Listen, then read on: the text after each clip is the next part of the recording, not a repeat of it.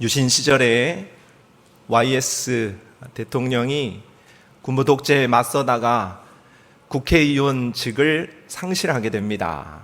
그때 잡혀가며 했던 유명한 말이 있죠. 닭에 모가지를 비틀어도 새벽은 온다. 새벽이 왔죠. 예수님은 십자가를 앞두고 십자가를 예고하셨습니다. 그랬더니 그 십자가를 들었던 사람 가운데에 향유 옥합을 깨뜨려 예수님의 머리에 붓고 정말로 십자가가 어떤 가치인가를 증명해냈던 정말 훌륭한 믿음의 여인이 있었으나, 그러나 대부분의 사람들은 우리 예수님을 어떻게 하면 모함할까, 어떻게 하면 예수님을 처형할까에 몰입한 인생으로 가고 있습니다.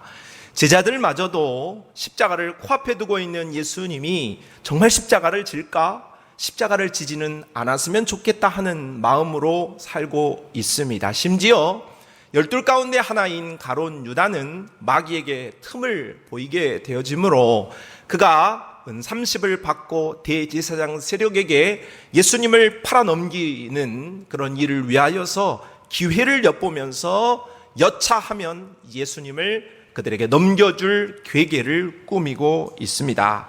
그러나 예수님은 창세 전에부터 계획하셨던 그 길을 갑니다. 십자가를 통하여서 온 인류를 구원하시겠다라고 작정하시고 계획하셨던 그 하나님의 사랑의 계획을 한 채 오차 없이 진행하고 계시는 것이죠. 십자가의 길로 묵묵히 그리고 꿋꿋이 걸어가고 계십니다. 오늘 우리 예수님께서 십자가로 가시는 그 길을 통하여 어떤 일들을 만났는지 살펴보도록 하겠습니다. 십자가의 길로 첫째, 성찬식을 거행하시게 됩니다. 우리 예수님은 유대인들이 1500년 동안 매년 1회씩 1500년 동안 반복되어졌던 유월절을 종료시키십니다. 그리고 이 유월절을 첫 번째 성찬식으로 바꾸어 내시죠. 앞으로 예수님이 오실 때까지 유월절을 지키는 것이 아니라 이제 이 성찬식을 통하여서 예수 그리스도를 기념하라 하고 명령하십니다. 성찬식이란 예수님이 떡을 주시는 것이고 예수님이 잔을 주시는 것입니다.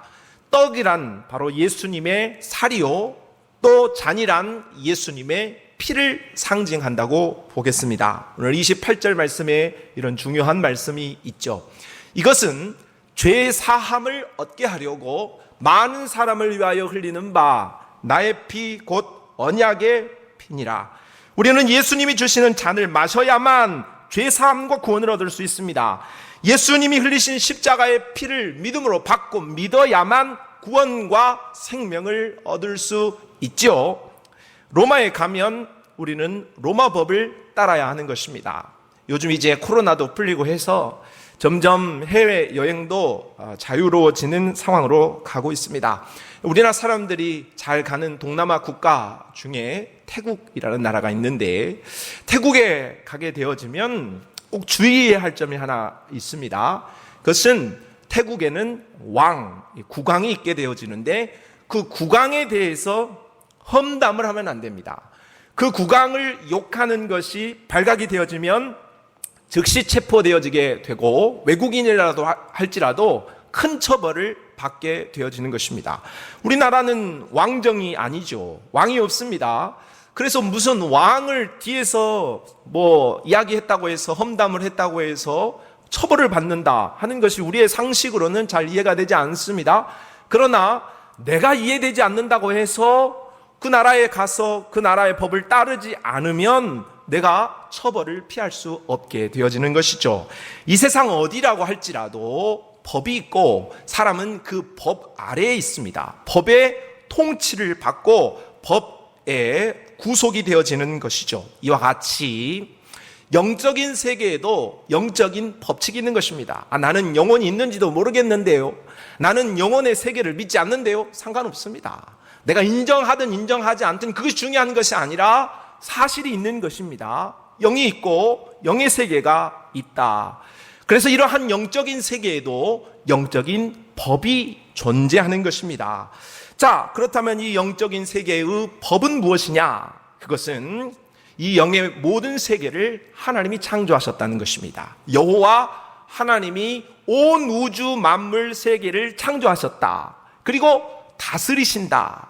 그리고 그분이 주인이시고 그분이 왕이시다라는 거죠. 그래, 이 땅에 있는 모든 만물이, 인간을 포함한 모든 피조물들이 그 왕을 섬겨야 하고 그분의 통치를 받아야 한다는 것입니다. 특별히 우리 인간은 그 만들어내신 우리의 창조주, 왕이신, 주인이신 하나님을 섬기고 그분을 영화롭게 하며 그분에게 순종하는 인생을 살아가는 것이 하나님께서 영적인 세계를, 질서를 만드신 분께서 정하신 법이다는 것입니다. 법은 구속력이 있는 거예요. 타협을 하지 않습니다. 네가 하고 싶으면 하고 말고 싶으면 말하라 하는 게 아니고 정해진 것은 따라야 하고 따르지 못하면 처벌을 받는 것입니다. 그렇다면 그 처벌을 받는 죄는 무엇인가? 그것은 하나님이 세우신 이 시스템, 통치의 질서를 저항하는 것이 바로 죄가 되겠습니다. 하나님을 인정하지 않는 것이고 그 통치를 싫어하는 것이라는 겁니다. 이건 두 가지로 나타날 수 있겠죠. 적극적으로는 하나님이 없다고 말하는 것입니다.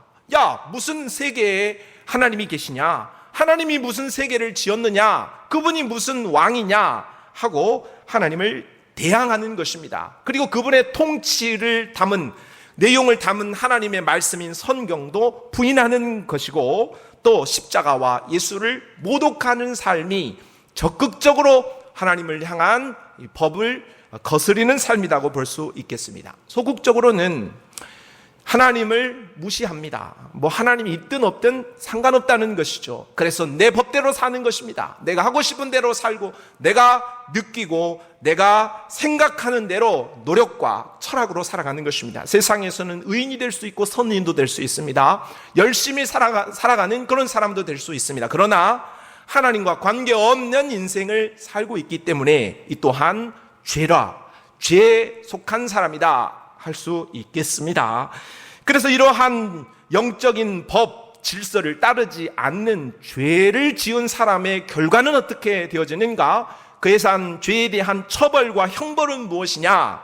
현세를 살 때에 왕이신 하나님과 분리되어진 삶을 살게 되어지므로 이 땅을 똑같이 살지만 하나님의 통치를 받지 않는 삶은 하나님과 분리되어진 삶이므로 그 자체가 힘든 인생이요, 그 자체가 저주받은 삶이라고 말할 수 있겠습니다. 처참한 인생이지요. 뿐만 아니라 더 중요한 것은 우리의 인생이 끝나는 그날까지도 예수 그리스도의 통치를 받지 않는다면 내세를 맞을 때에 하나님과 영 분리되어지게 됩니다. 우리는 영혼을 가졌기 때문에 육신은 죽어도 영혼은 죽지 않습니다. 그런데 가장 심각한 처벌은 우리가 내세, 바로 우리의 육체가 묻히고 영적인 세계가 열려지는 그때에 하나님과 영 분리되어진 지옥에서의 삶을 살게 되어진다는 사실이지요.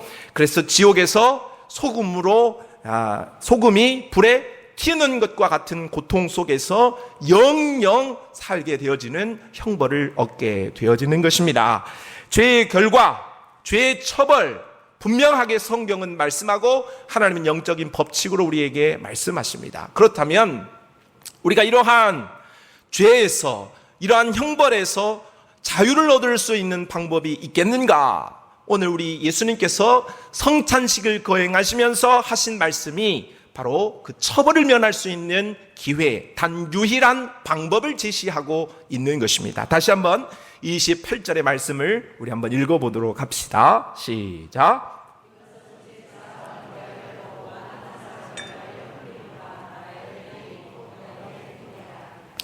죄의 삭은 사망입니다. 사망이라는 것은 꼭 내가 그냥 죽는 그 사망을 말하는 게 아니고 하나님과 분리되어진 삶 자체가 사망인 것이죠. 자, 모든 사람이 죄를 범하였습니다. 한 사람도 예외가 없는 거예요. 적극적으로 하나님을 대항하든 소극적으로 하나님을 대항하든 우리는 하나님 없는 인생을 살아가는 죄에 매여서 이미 죽어버린 그런 사람들이었습니다. 그런데 우리 예수님께서는 내가 그 죄의 대가로 피를 흘려야 하는 것입니다. 내가 죽어야 하는 거예요. 형벌을 받아야만 하는 것이죠. 그런 나를 위하여서 우리 예수님께서 십자가에서 대신 피를 흘려 주신 것입니다. 내가 나의 죄 때문에 하나님과 분리되어지고 죽어마땅한데 나의 죄를 위하여서 예수님께서 십자가에 피 흘리심으로 말미암아 죄를 대신하여 감당해 주셨다. 그렇게 말씀할 수 있는 것이죠. 자, 얼마 전에 정치인들 사면이 있었습니다. 어떤 사람은 사면 받고 싶지 않은데 대통령이 사면해 줬다고 하는 사람도 있고, 어떤 사람은 사면해 줘서 너무 고맙다고 하는 사람도 있습니다. 대통령의 권한 중에 사면권이라는 것이 엄청나게 큰 권한인 것이죠. 우리 하나님은 바로 예수 그리스도께서 내미시는 사면권을 우리에게 선물로 주시는 것입니다. 내가 죄인이고 형벌을 받아야 마땅한데 바로 예수 그리스도께서 십자가에 흘리신 그 보혈의 피를 의지하여서 하나님께 사면권을 주장하는 것입니다. 하나님, 저 사람이 내가 저 사람을 위하여서 대신하여서 십자가를 졌으므로 저를 용서하여 주십시오. 그렇게 말하는 것입니다. 그래서 우리는 그 사면권을 믿음으로 받으면 내 죄가 사함받게 되어지는 것입니다.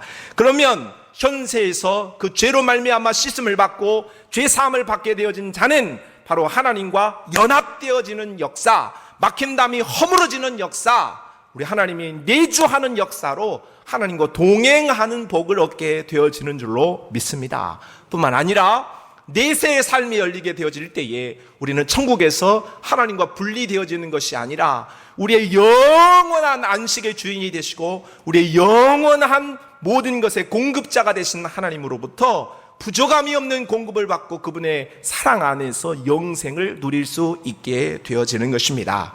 사랑하는 성도 여러분, 오늘 우리 예수님은 십자가로 가시면서 성찬식을 진행하시면서 나의 피를 받으라고 말씀하셨습니다. 믿음으로 우리가 이 피를, 믿음으로 예수 그리스도의 십자가를 받으면 죄 사함 받게 되고 영생이 내 것이 되어지는 줄로 믿습니다. 오늘 주께서 우리에게 베풀어 주시는 이 잔을 거절하지 않고 받아들임으로 현세에서 내세에서 복을 얻을 수 있는 축복의 사람들이 다 되시기를 주님의 이름으로 축복합니다. 두 번째, 우리 예수님께서 십자가로 가는 과정 속에 겟세마네 동산에서 기도하셨습니다. 36절 말씀을 읽어봅시다. 시작.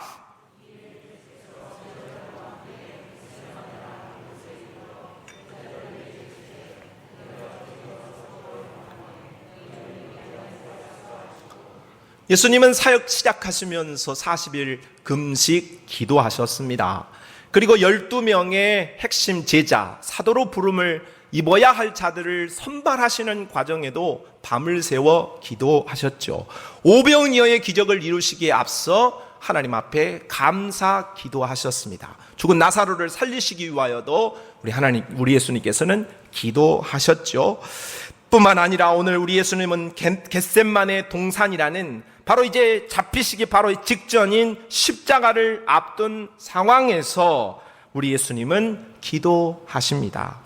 성도 여러분, 우리는 2023년을 희망차게 시작하고 있습니다. 그런데 2023년을 살아갈 때에 우리의 바람은 좋은 일만, 아주 신나는 일만 가득했으면 좋겠지만, 그러나 우리의 삶은 그렇게 펼쳐지지는 않을 것입니다. 때로는 좋은 일도 있고 때로는 신나는 일도 넘치겠지만 때로 우리의 삶 속에 힘든 일, 슬픈 일, 감당하기 어려운 일들도 많이 있을 겁니다. 큰 일, 작은 일, 여러 가지 상황 속에 우리는 놓이게 되겠죠. 중요한 것은 어떠한 상황에 놓인다 할지라도 기도의 줄을 잡아야 한다는 사실입니다. 오늘 우리 예수님께서는 기도로 그의 삶의 본을 우리에게 보여주셨듯 오늘 우리는 우리의 삶을 마치는 그 순간까지 기도의 줄만큼은 놓치지 않아야 한다는 것입니다. 우리가 그냥 우리의 어려운 일들을 만나고 힘든 일을 만나면 당연히 힘이 들고 어려워서 포기하고 싶을 때가 있습니다. 그런데 그런 상황을 만날 때라 할지라도 우리가 하나님을 의지하고 십자가를 붙잡는 기도의 무릎을 꿇는다면 우리의 마음이 일어날 수 있습니다. 상황이 일어나는 게 아니고 우리의 마음이 일어날 수 있다는 것입니다. 그래, 넘어가 볼 수 있겠구나, 하나님이 도와주시겠구나 하는 그 마음의 일어남이 내 삶을 일으키는 원동력이 되어지는 것입니다. 그러므로 한 해를 살면서 여러분, 기도의 줄을 놓치지 마시기를 바랍니다. 기도의 자리를 떠나지 않으시기를 바랍니다. 기도할 수 있다면 모든 일들은 가능합니다. 기도할 수 있다면 극복할 수 있고 이겨낼 수 있습니다. 기도로 승리하는 한 해가 되시기를 바랍니다. 자, 그럼 우리 예수님께서 겟세마네 동산에 십자가를 앞두고 기도하실 때에 어떻게 기도하셨는가? 오늘 특별히 39절 말씀에 예수님의 기도의 특징을 살펴볼 수 있겠습니다. 조금 나아가서 얼굴을 땅에 대시고 엎드려 기도하여 이르시되, 내 아버지여, 만일 할만하시거든 이 잔을 내게서 지나가게 하옵소서. 그러나 나의 원대로 마시옵고 아버지의 원대로 하옵소서 하시고, 예수님의 기도는 간절한 기도를 드렸고 간청하는 기도를 드렸으며 하나님께 맡기는 기도를 드렸다고 하겠습니다. 간절한 기도를 드렸다는 것은 39절 상반절에 조금 나아가사 얼굴을 땅에 대시고 엎드려 기도하여 이르시되, 전능하신 하나님, 우주의 통치자이신 하나님의 아들 예수님이 기도하실 때에 얼굴을 땅에 대고 기도했다. 이는 구약 선지자를 떠오르게 합니다. 엘리야 선지자가 비 오기를 위하여서 그가 무릎 사이에 얼굴을 품고 기도했던 장면이 떠오르는 것입니다. 우리 예수님은 기도하실 때에 오늘 다른 성경을 보니까 땀방울이 핏방울이 될 정도로 간절하게 기도했다, 그렇게 말하고 있습니다. 여러분, 우리의 기도는 어떻습니까? 주려면 주고 말라면 마십시오, 응답하시면 좋고 아니면 마십시오 하는 그런 자세를 가지고 우리가 기도한다면 예수님의 기도의 모습과는 동떨어져 있다고 보겠습니다. 우리는 오늘 예수님이 우리에게 본을 보이신 기도대로 간절하게 기도할 수 있기를 바랍니다. 혹자는 말합니다. 간절이라는 것은 간이 끊어질 정도로 기도한 것이다. 그래요. 우리 예수님은 정말 힘써 기도했습니다. 땀을 흘릴 정도로 기도했다라는 것은 정말 열렬하게 기도했다, 그렇게 말할 수 있는 것이죠. 우리 예수님이 굳이 그렇게 기도할 필요가 없는 분이에요. 그러나 우리에게 본을 보여주신 거죠. 오늘 우리는 하나님 앞에 그러한 기도를 드려야 하겠습니다. 두 번째, 우리 예수님이 하신 기도의 모습은 간청하는 기도였습니다. 내 아버지여, 만일 할만하시거든 이 잔을 내게서 지나가게 하옵소서. 지나가게, 이 잔을 지나가게 하시옵소서. 그 말은 십자가 지기 싫다는 겁니다. 우리 예수님이 십자가 지시기 위해서 이 땅에 오셨는데 십자가를 지기 싫다?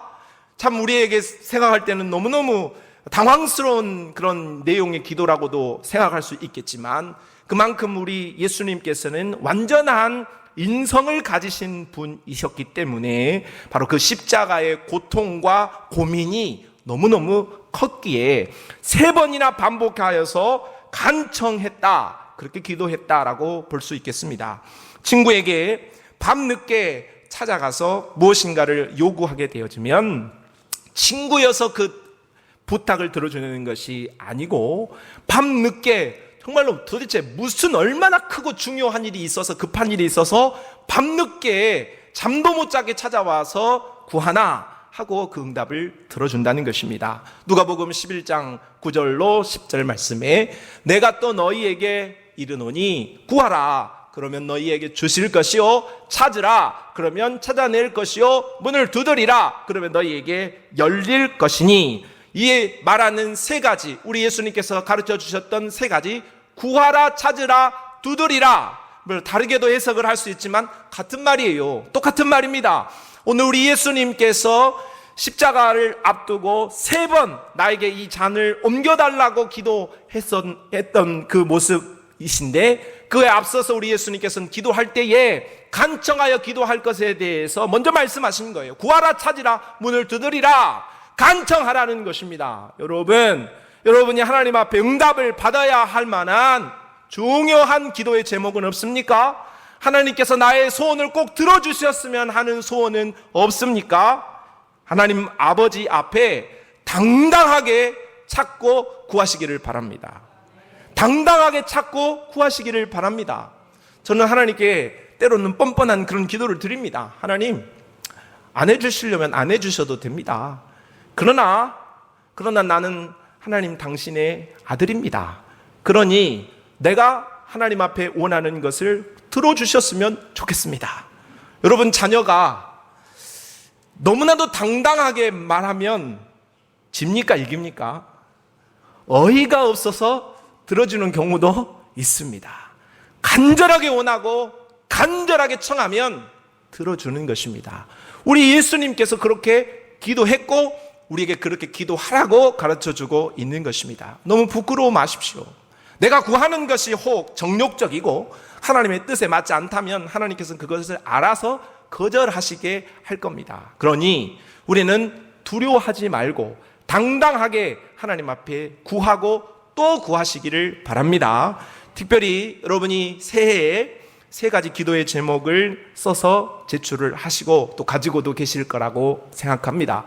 여러분이 가지고 있는 그 기도의 제목을 안고 시시때때로 기도하시고 하나님 앞에 간청하시기를 바랍니다. 써버리고 땡겨버리지 말고 쓴 것을 가지고 여러분이 성경책에도 가지고 다니고 늘 품에 가지고 다니면서 하나님 앞에 간청하게 되어질 때에 우리 하나님께서 은혜를 베풀어 주실 줄로 믿습니다. 제가 지나가면서 우스갯소리로 이야기를 했지만 제가 가지고 있었던 기도의 제목을 이렇게 전도사님하고 또 우리 집사람이라고 이렇게 다니면서 하나님이 나 이렇게 해주셨으면 좋겠어요. 좀 그 내용을 들으면 좀 우스꽝스러운 이야기입니다. 그런데 하나님 저 이렇게 해주십시오, 저렇게 해주십시오 하는 것들을 하나님께서 정말로 세밀하게 들으시고 응답 주신 것들을 생각하면 야, 참 하나님이 감사하다, 은혜가 크다 그런 생각을 하게 됩니다. 하나님 앞에 작은 것이나 큰 것이나 우리가 긴급한 것이나 또 여러 가지 시간이 있는 것이나 어떤 것이든 간청하여 구하고 응답의 큰 은혜를 경험하시기를 바랍니다.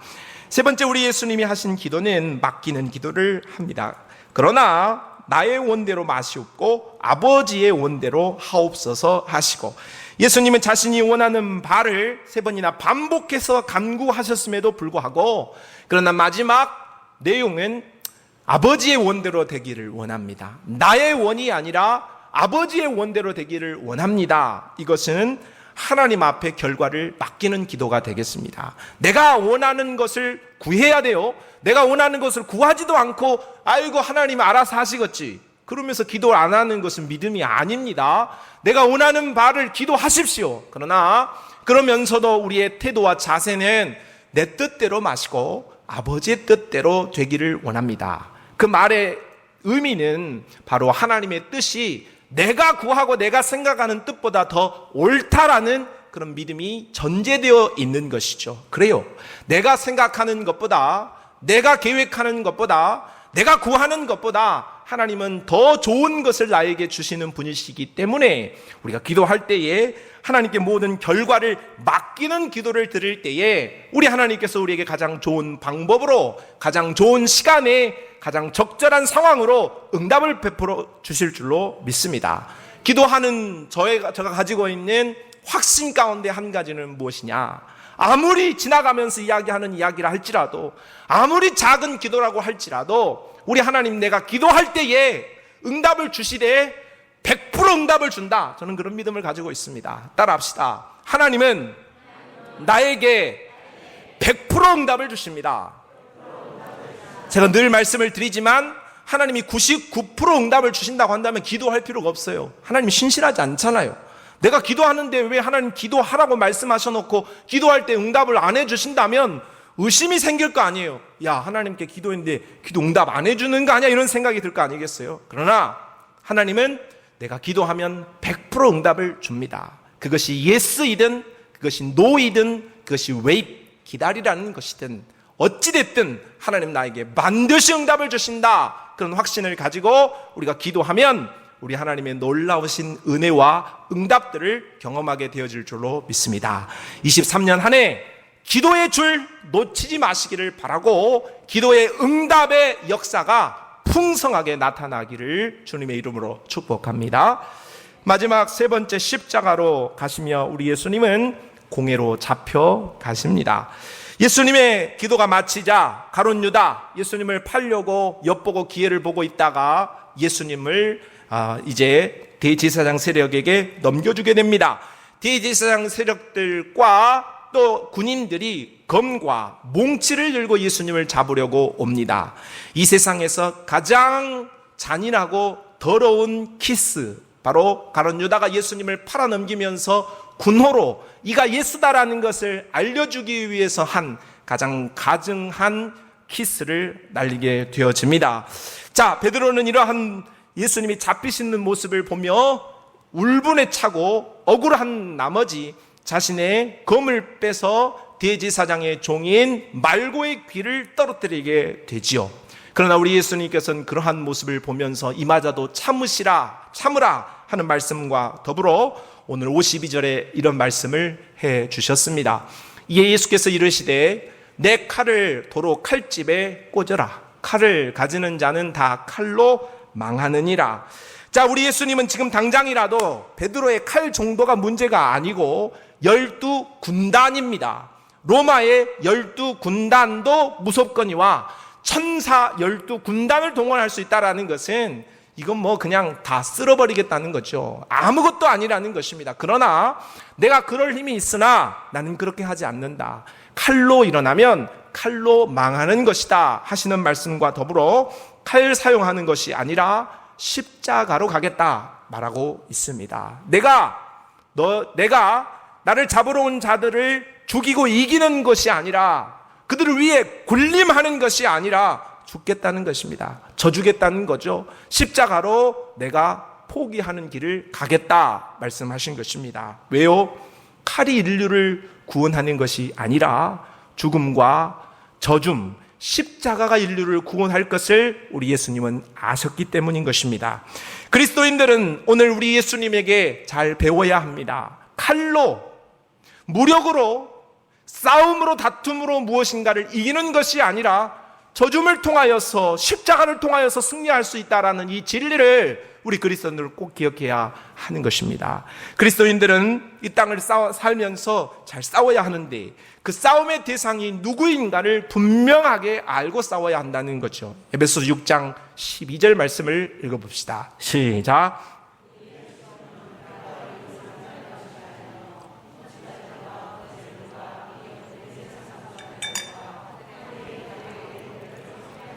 자, 우리의 씨름은 혈과 육을 상대하는 것이 아니라 이렇게 말했습니다.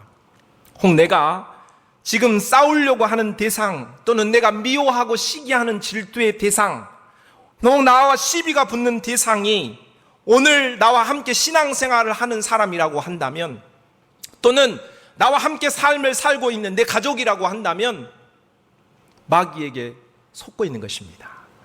정말로 속고 있는 것이죠. 마귀의 계략은 무엇이겠습니까?